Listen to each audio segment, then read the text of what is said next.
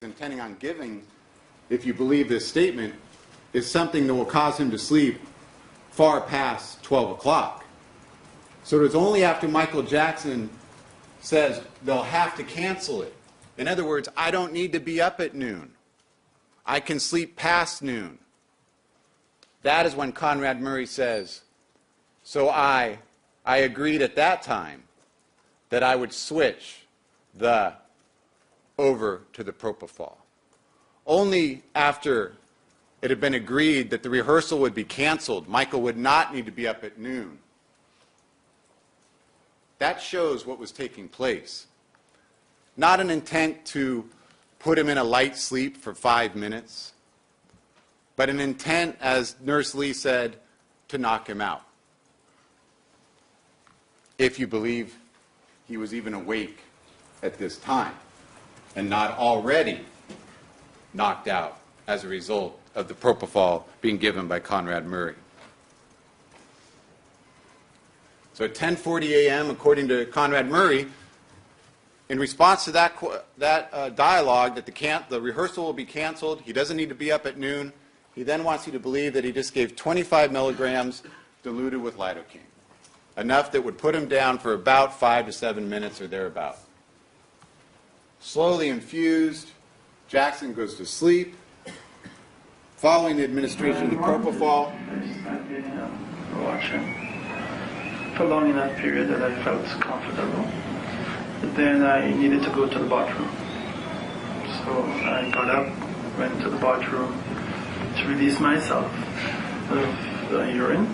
I also considered getting rid of some of his urination that he had put in the jugs overnight. And then I came back to his bedside and I was stunned in the sense that he wasn't breathing. He was gone for just 2 minutes. And when he came back, he finds Michael to be not breathing, but he checked the pulse oximeter, which displayed a heartbeat of 122. He additionally reached and checked Michael's femoral pulse. He felt a pulse, meaning that the heart was beating, but Michael was not breathing. This is the risk of propofol: airway obstruction, relaxation so that the tongue falls back and you stop breathing.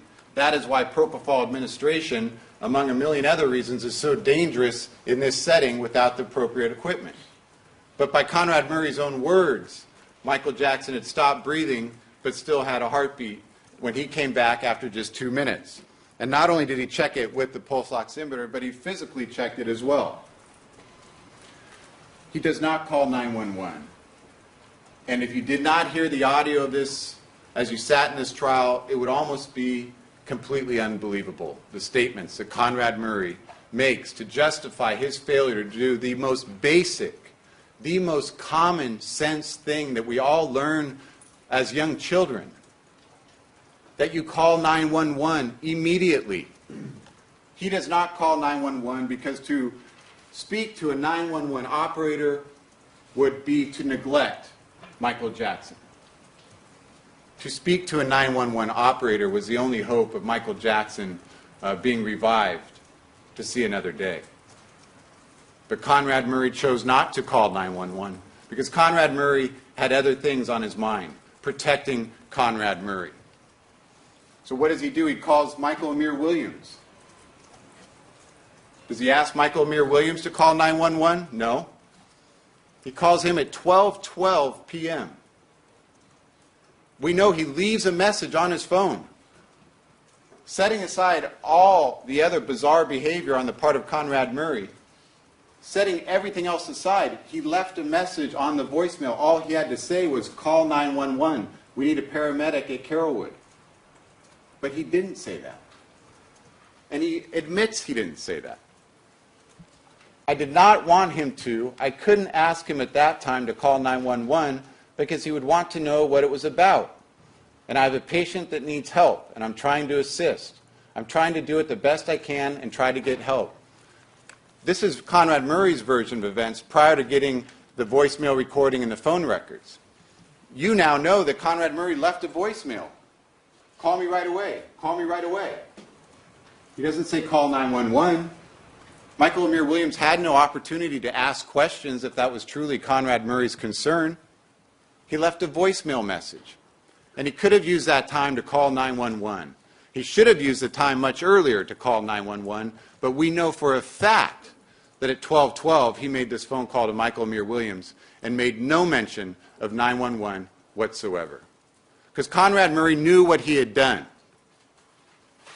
He knew what he had done. And he knew his acts killed Michael Jackson. Maybe he's panicked. Maybe he's still cleaning up. Maybe he's hoping some miracle befalls him and Michael Jackson is revived and no one will need to know about this. But he is putting Conrad Murray first. He is putting Conrad Murray first, and he's intentionally not calling 911. He's intentionally delaying the arrival of help that could have saved Michael Jackson's life. What do we learn then following this interview? Following defendant Murray's version of events, we learn a great deal. We learn about the telephone activity throughout the evening and during the relevant time period. And keep in mind when you try to link it up to his statements, we have here at 9:23, he's speaking to a Chanel Murray, and for 22 minutes. 22 minutes at 9:23 a.m. That takes you to 9:45 a.m. During this time, if you believe his interview, Michael's complaining. Michael needs to sleep. Michael continues to complain and complain and complain. He has a personal doctor there whose role is to give him propofol. And Conrad Murray would have you believe that Michael is complaining, asking to be put to sleep, but yet we know Conrad Murray is on the phone. Conrad Murray, for 22 minutes right there at 9:23, is on the phone. Do you really believe that with the anticipation that Conrad Murray is going to be paid $150,000 a month, and Michael is desperate for sleep, that Conrad Murray has left him there complaining and is just simply on the phone elsewhere? Or is it more reasonable that Michael Jackson is being infused and is in fact asleep, and Conrad Murray is going about his business of telephone calls, emails, text messages, social calls, business calls? This is 9:23 that takes us to 9:45. At 9:45 a.m., and you have the exhibit, but it's down here, we know there's a screenshot. What that means is at 9:45 a.m., Conrad Murray is looking at his phone, and this screenshot is on the phone. So he's gotten off the phone with Chanel. He's now checking his emails. Conrad Murray would have you believe that Michael Jackson is laying there complaining that he needs sleep while Conrad Murray does this. We know from the screenshot that there's this email from Bob Taylor regarding artist insurance. And we recover the email. And again, you'll have it in evidence. It can hardly be seen there. But it's a very lengthy, detailed email received at 5:54 a.m. Many questions, many concerns about getting insurance for the tour, many questions and many concerns about Michael's health condition. And we know through this email and through the expressions of concern for Michael's health, we know Conrad Murray read it because we have the screenshot here from his iPhone showing the same email is open and being read. This is following the 9:23 phone call. This is following the 9:45 screenshot showing that he opened the email, and then goes straight into additional phone calls. 10:14, 10:20. We also know he authored a response. We know he did this on his iPhone. This is a screenshot showing the keyboard, showing the text of the response. And we know that was eventually sent at 11:17 a.m. to Mr. Taylor. Not only does this reveal some of the activities of Conrad Murray during this time period, but again, it's the deception and the lies of Conrad Murray where on this very day, on June 25th, 2009, at 11:17 a.m., as Michael lay in bed under the influence of propofol and Valium and the other benzodiazepines, Conrad Murray is sending emails to people saying that the health concerns or the published accounts of Michael's health are fallacious. That was his word in the email. He's discounting any concerns regarding Michael's health. This is on June 25th at 11:17 a.m. that this email is sent from Conrad Murray's own iPhone. As far as the statements of his health published by the press, let me say they're all fallacious to the best of my knowledge. Sincerely, Conrad Murray, sent from my iPhone. And again, June 25th, 2009, 11:17 a.m. Despite his knowledge, despite everything everyone's told him, despite the May 10th recording, despite what he surely witnessed every single day, he is still basing his accounts on deception and lies. Because he is providing a service.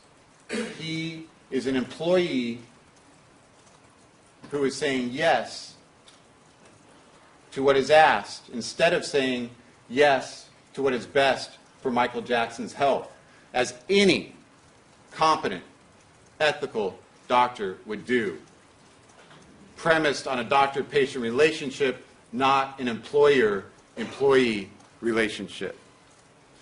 The phone calls continue. 11:18, there's a 32-minute phone call to his practice. There's a phone call to Bridget Morgan, Robert Russell, and then we get to the 11:51 a.m. phone call where he calls Sade Andy. And you have to ask, with Michael Jackson laying there in whatever condition he may have been at the moment, what was so important to Conrad Murray that he had to call Sade Anding at that time?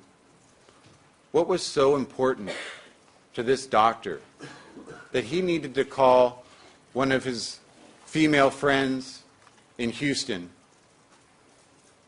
What was so pressing that he just couldn't care for Michael Jackson that he had to call Sade Anding?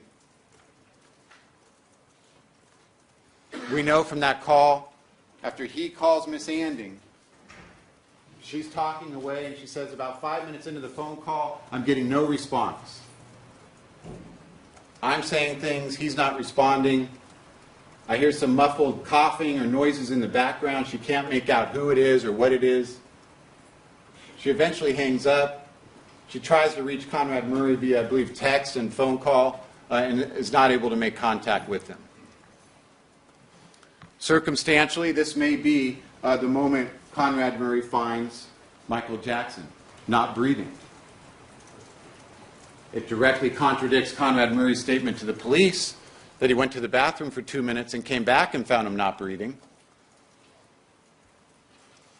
But circumstantially, this may establish when Conrad Murray found Michael Jackson in bed. How long Michael Jackson was there by himself, abandoned, not breathing, we'll never know. What you could circumstantially conclude is this is when Conrad Murray gave just an ounce of attention to Michael Jackson to see what his condition was. But again, how long he had been in that condition, we'll never know. Was Conrad Murray in another room? Did Michael Jackson yell out for help? Did he gasp? Did he choke? Were there sounds? We don't know. And we'll never know because of the neglect and negligence of Conrad Murray. Following this, we know, again, based on the phone records, that there's a 12:12 phone call to Michael Amir Williams, which we already discussed. Doesn't tell him to call 911. It's 12:15 return call from Michael Amir Williams, where he actually speaks to Conrad Murray. Following up on the 12:13 voicemail message, Conrad Murray tells In the message again, call me right away, please, please, call me right away. Thank you.